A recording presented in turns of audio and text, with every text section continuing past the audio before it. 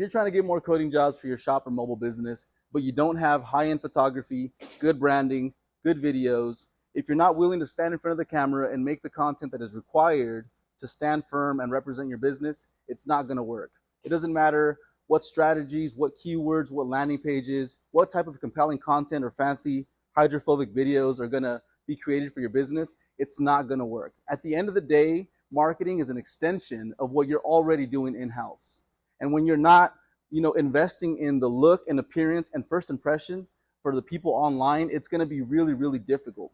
The good news is if you already have that done, or you feel like you're doing an all right, job of doing that, reach out to us. We would love to partner with you and amplify what you're already doing with our proprietary strategies on local TikTok, Google Ads, and Facebook.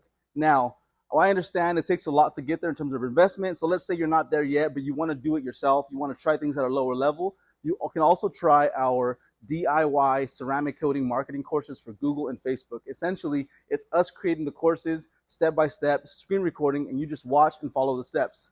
And then whenever you're ready to level up and offload that so you can focus on running the business, you can reach out to us and we'll start the work together.